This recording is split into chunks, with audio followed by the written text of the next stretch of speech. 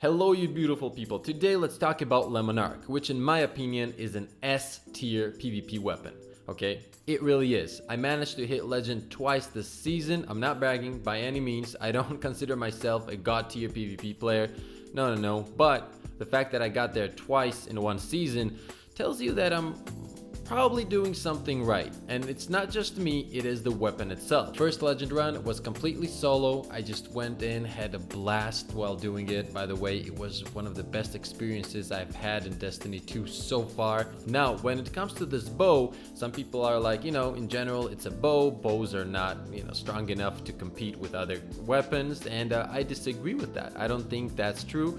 If you haven't tried it yet, you need to pull it out. Combine it with some options I'm gonna lay out for you, and then just give it a few hours, maybe days, to get used to how the setup works, and then you'll see what I mean. The setup is really good. Now, the way I used to run it was I paired it with a submachine gun, but at the moment I pair it with a shotgun. Now, the reason I do this is the better I got with the bow, I realized I don't really need anything in that mid-range, because I can kill people without having a weapon for that. I can kill them with the bow. Just tag them. If they're running at me, I can swap to a shotgun, take them out. If they're smart enough not to peek, that's good, but 90% of the time when you tag them, they still make a mistake because they panic when the poison kicks in, so they peek again, and I managed to take him out. But this way or another, I found that I don't really need a submachine gun or any kind of long-range weapon in that kinetic slot, and instead I can run a shotgun, which gives me the ability to take out the rushers, right? Which is just perfect. Now, another thing is, and the reason I love this is it's amazing for competitive. Like, in my opinion, actually, it might be better for competitive than it is in like quick play or control or any 6v6 matchmaking, right? I feel like it's better built for competitive right now, especially with the 3v3, and here's the reason why. So in competitive right now, it's like a 3v3, right? So which gives you the ability, when you tag someone with a good bow shot, your teammate is able to push in and take him out while they're poisoned or whatever they're doing, which of course is a huge plus for the team.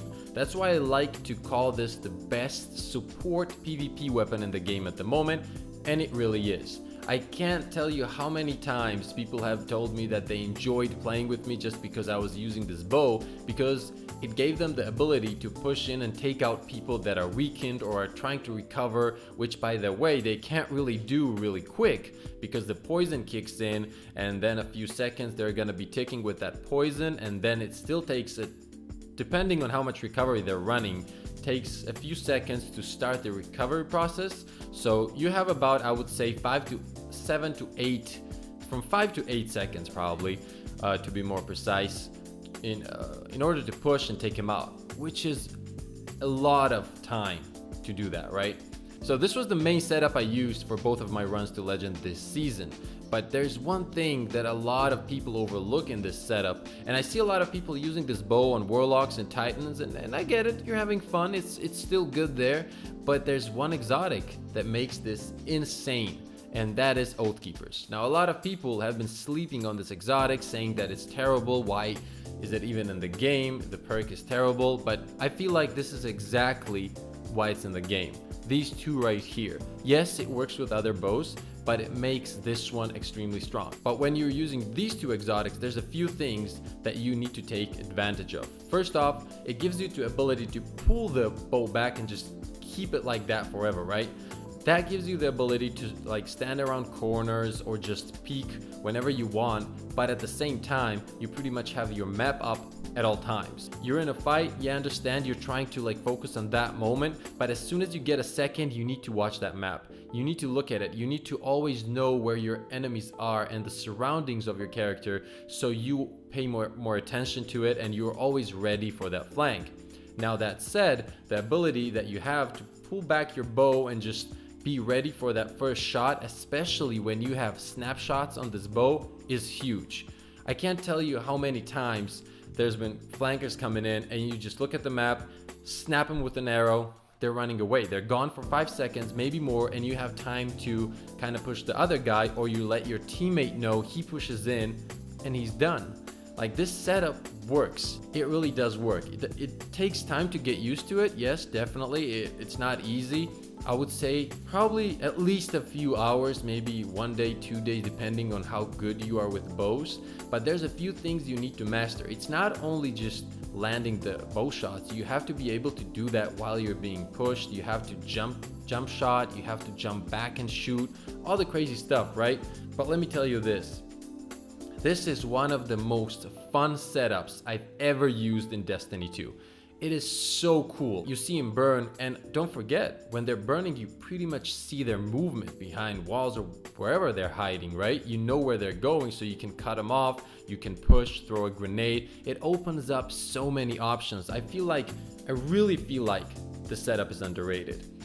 Now, I'm not saying that other setups are bad or anything. Of course, all of this is just my humble opinion, but for me it's worked, and I feel like more people should be using this because I feel like bows are underrated. Now, one of the reasons I feel so is, for me, bows are the ultimate support build in the game. I really feel so, right? Now that you're listening to all of this, you probably think like, okay, how is this so overpowered? Why can't anything make it like harder to use, or how can't anything kind of counter it? And let me tell you, there's a few things that can make your life harder while you're using this bow, and one of them is the sniper. A good enemy sniper will force you to change your playstyle with this bow in terms of laning. You can't just safely jump out of the lane, try to take out the sniper and jump in, because if he's good and he lands the headshots, he'll most of the time win those exchanges. So what you want to do is kind of emote around the corners, check where he is, and once he sees you on the map, kind of change positions very often, you know, tag him from different sides and just kind of confuse him. There's definitely ways around to kind of counter these snipers, but that's gonna be one of your biggest issues while running this build. It's the snipers. Other than that, honestly, I don't see, once you get good with this bow, I don't see anything that is an issue to take out. If it's close range, you got your shotgun. If it's long to mid range, you got your bow. Now, as mentioned, you can use something else in the kinetic, but I don't find it necessary, because as soon as you get really good with this bow, you can take out 90% of your enemies pretty easily. But you gotta master it. That's why I call it the way of the bow. And you know, the bowmaster put some hours, some days, some actually not some, but a lot of time into mastering this build. By the way, bowmaster, that's me. I'm the bowmaster. I like to call myself the bowmaster. Anyway, come on, okay, don't judge, okay? That's just my thing. Even if you're using a legendary bow, I like to switch it up in comp, and sometimes I use, as you see right here, I have my Tyranny of Heaven bow, and I put this on, and then what I usually do is I put on the last word. This setup right here is also really good. Now, for the super, I like to use the arc battery build, and I like to have that overshield once I dodge. It really saved my life quite a few times in the competitive or in any playlist pretty much. But lately, for myself, when I'm not in competitive and I play like any other 6v6 or whatever I'm playing, I like to use Golden Gun, because I feel like when it's 6 people against you, it's way easier to shut you down. So I like using Golden Gun in like 6v6 situations way more. And yeah, that was all I wanted to say. I feel like this weapon is underrated, and it breaks my heart, guys. It's a beautiful weapon. Just look at it. It takes about 15 minutes on PlayStation, but yeah, there it is. Just look at that. Just look at that, guys. Come on. Now that's beautiful. Look at that. Poison. It's something else, okay? The feeling of landing those precision shots, like those arrows piercing heads, is something else. For me, at least. It's like me and this bow have this special connection. Try how it works out for you. If it doesn't, you can always dismantle it, put it back into your collections or whatever you want to do with it. But I feel like it's really underrated. I honestly hope you guys are enjoying the channel. I really do. I try my best. I'm learning every day. I'm trying to get better and bring you guys more interesting content. I'm working on it, you know. We're trying to get better every day, okay? That's my main goal right now. So at the moment, I'm trying to hit 1,000 subscribers. If you're enjoying the channel, any kind of help, a like and a sub is super appreciated, guys. Thank you once again, and as always, have a crazy beautiful day.